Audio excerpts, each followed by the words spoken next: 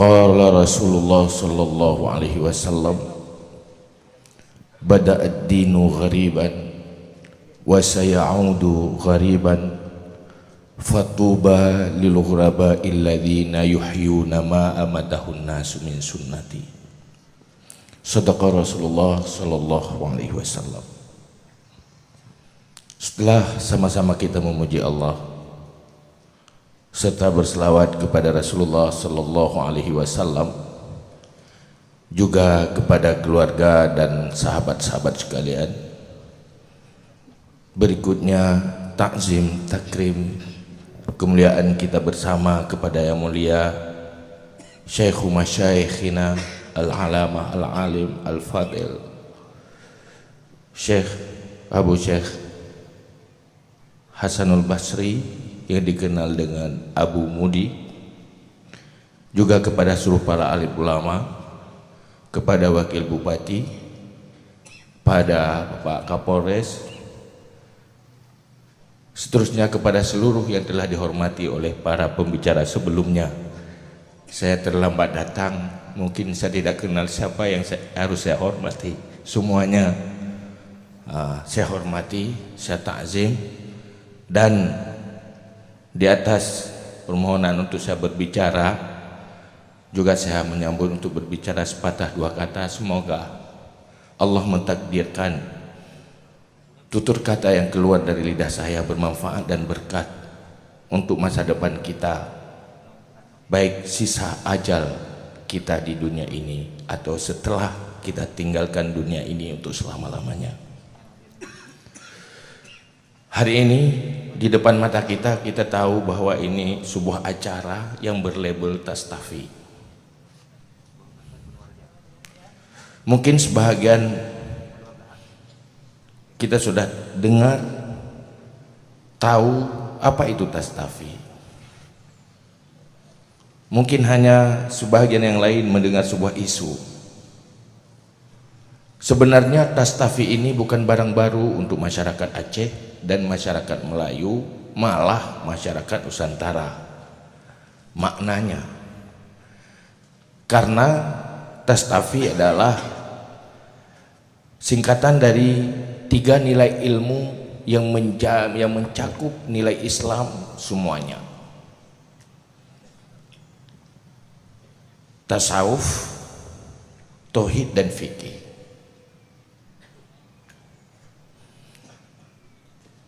Itu tidak tersembunyi, artinya bukan sesuatu yang langka di kalangan umat Islam yang tahu sedikit saja tentang Islam.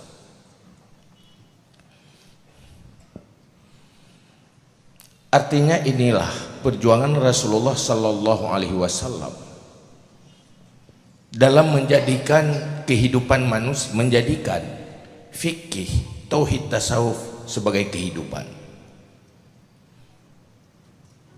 Generasi awal Islam, generasi sahabat, adalah generasi yang benar-benar nomor satu sukses menjadikan tauhid, fikih, dan tasawuf sebagai kehidupan mereka di dalam menjaga kemaslahatan hidup dan menjaga kemaslahatan setelah hidup. Di awal pertama, Islam ini langka gharib. Dia hadir dengan kekuatan personal. Pertama, personal Rasulullah yang memulai dengan Islam, risalahnya. Kemudian dibantu oleh pemeluk Islam di awal-awal Islam, baik keluarganya sendiri, istrinya sendiri. Di saat itu adalah episode dakwah fikih, tasawuf, tauhid oleh Rasulullah masih di dalam sir, tidak jihar, tidak cukup kekuatan. Beliau belum punya kekuasaan, beliau belum punya kekuatan pertahanan, keamanan, beliau juga belum cukup materi. Episode Madinah berubah. Kekuatan Islam dalam episode punya kekuasaan, punya kekuatan, punya ekonomi yang dimulai oleh zakat yang wajib dan infak dan sedekah yang tidak wajib. Dalam sejarah sebelum terbentuknya negara Indonesia, di saat masih dari kerajaan dan kerajaan, sebelum negeri ini jadi sebuah republik dalam bentuk demokrasi, Aceh punya sejarah gemilang di saat menjadi sebuah bangsa yang menjadi salah satu dari 5 negara superpower dunia. Sementara masyarakat Aceh dididik oleh dunia pendidikan yang semuanya ditangani oleh para ulama. Dalam sejarah kita tahu di Aceh dulu yang ada dalam sejarah 3 pendidikan: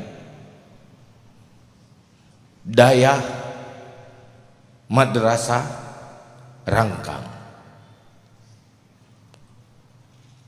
Tapi dididik oleh 3 lembaga ini, Aceh bisa bersaing. Tidak cuma maju di dalam persoalan ibadah, kuat dalam ekonomi, kuat dalam politik, kuat dalam pertahanan, kuat dalam diplomasi, sehingga sejarah sampai berhubungan ke Turki di masa kerajaan Utsmani.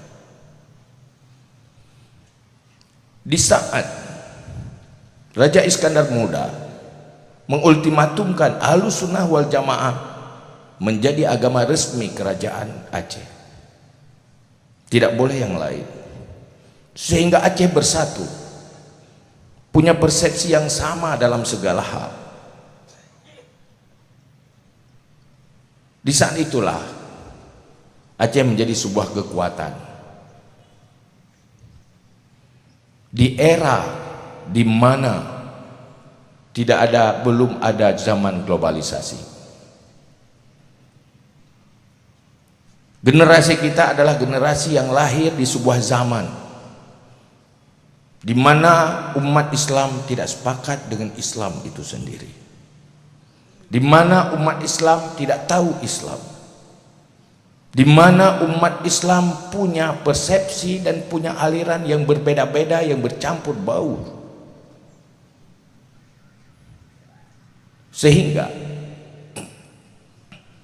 ada sebuah masalah,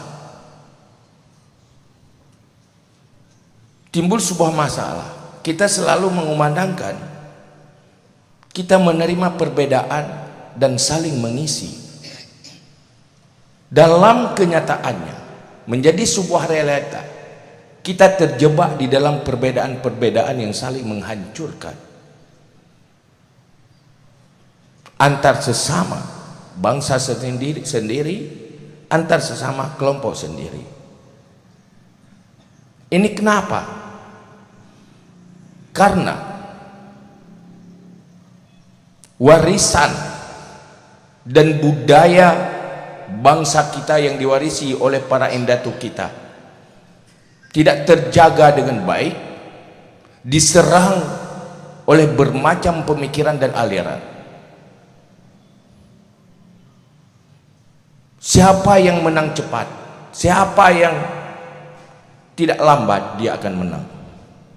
Siapa yang kalah cepat, dia akan cepat kalah. Sebuah kebaikan, sebaik apapun dia, sebuah kebenaran sebenar apapun dia, apabila arusnya lemah, maka akan tenggelam oleh arus yang kuat, walau arus yang kuat itu sejahat apapun. Oleh karena itu, abu kita terinspirasi melihat sebuah fenomena di mana antar sesama menjadi kacau balau, saling membenarkan sendiri. Banyak masuk aliran sesat, banyak sesat tanpa aliran. Akibat warisan Ahlussunnah wal Jamaah yang diwarisi oleh Rasulullah punya turunan dan data yang cukup, tidak menjadi sebuah arus yang kuat. Saya gampang ditenggelamkan oleh arus yang lain.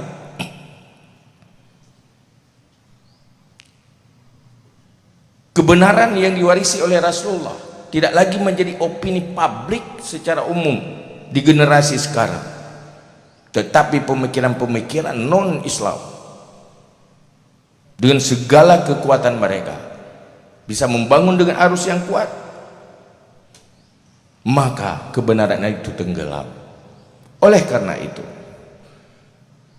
kita tahu Ahlussunnah wal Jamaah bukan kalah benarnya, tapi kalah strateginya. Bukan kalah baiknya, tetapi kalah penggalangannya. Boleh kita benar, boleh kita original, tetapi kalau itu tenggelam, dia tidak akan menjadi konsumsi pasar. Ubat dan asli tak tahan. Lepah ger ubat, so yang pajuh pulih, tapi hanya so depu benar. Ide tinggal lah nungki ya ide. Nasa depu. Dia memang baik, tetapi tidak bermanfaat kepada yang lain karena tidak tersampaikan. Maka Rasulullah, salah satu misi Rasulullah yang paling ditekankan, balighu anni walau ayat, sampaikan daripadaku walau satu ayat. Satu ayat bisa sampaikan. Menang Rasulullah oleh sebuah pergerakan dan menganggap itu suatu yang penting dari segala yang penting.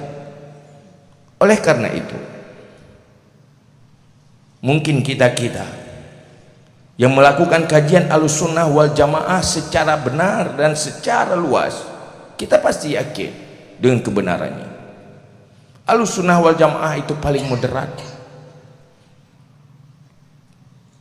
selalu rasional dan nakli, tidak mengandalkan akal semata seperti Mu'tazilah, tidak juga mengandalkan nakal semata tanpa mempergunakan rasionalitas, tetapi bagaimana, apa yang mesti kita lakukan supaya kebenaran itu tersampaikan, terisrakan ke semua lini. Jangan salahkan mereka yang salah. Lahan yang kosong akan diisi oleh predator. Maka pergerakan Tastafi ini ingin supaya jangan terbiarkan lahan-lahan kosong itu. Lahan kosong itu akan digarap oleh musuh dan akan menjadi musuh bagi bangsa kita sendiri, musuh bagi Ahlussunnah wal Jamaah. Ini zaman globalisasi. Oleh karena itu, kita yakin bahwa Ahlussunnah wal Jamaah adalah sebuah warisan daripada Rasulullah dan mempertahankan originalitasnya, sehingga kita tahu ilmu yang ada di Ahlussunnah wal Jamaah turunan gurunya pasti sampai kepada Rasulullah. Ini gurunya siapa, itu gurunya siapa, itu gurunya siapa. Kalau mazhab Syafi'i sampai kepada Syafi'i, Syafi'inya guru siapa sampai kepada Rasulullah. Jelas turunannya. Coba kenan dijaga. Kenapa Sayyidina Utsman membuat Al-Quran, membuat mashaf untuk menjaga originalitas wahyu, supaya jangan diputar balikan. Di saat terjadi firqah yang telah dianalisa oleh Rasulullah, 72 firqah, Asy'ari dan Maturidi bangun melahirkan sebuah konsep tauhid supaya terselamatkan, jangan sampai terjebak kepada firqah-firqah yang sesat. Di saat timbul pemikiran yang bermacam ragam yang tidak punya tanggung jawab di dalam memahami Al-Quran dan hadis, maka bangkit Syafi'i membuat sebuah rumusan untuk menjaga originalitas penafsiran Al-Quran dengan usul fiqh. Maka hal inilah yang perlu kita jelaskan. Tastafi bukan untuk menghancurkan siapa-siapa, tetapi untuk kebaikan semuanya. Tiada musuh di sini. Kita tidak menyalahkan yang lain. Kalau mereka itu salah, berarti kita juga salah, tidak mampu membuat mereka benar. tastafi, bukan kesebelasan bagi siapa-siapa, tidak akan mengganggu siapa-siapa, tetapi berkomitmen untuk memperbaiki semuanya. Maka dengan kekompakan dan semangat serta militansi dan pergerakan, insya Allah Ahlus Sunnah wal Jamaah yang menjadi regulasi syariat di Aceh benar-benar menjadi kehidupan masyarakat Aceh dan menjadi solusi bagi semua aspek, karena Rasulullah diutuskan rahmatan lil alamin. Para ulama mewarisi Rasulullah, warisan Rasulullah rahmatan lil alamin. Alamin masih wallah, bermanfaat untuk segala bidang, tidak cuma di masjid, tetapi memberi solusi bagi apapun persoalan umat. Cuma tinggal sampai di mana kemampuan umat Islam itu memanfaatkan konsep Islam, mengoperetkannya menjadi solusi bagi semua bidang. Mungkin sebuah kata yang lugas saya katakan, untuk Aceh tidak akan selesai persoalan sebelum mampu menjadikan syariat solusi bagi semua bidang. Ini butuh para ahli-ahli yang mengkaji ilmu-ilmu keislaman. Terima kasih, mohon maaf atas segala kekurangan.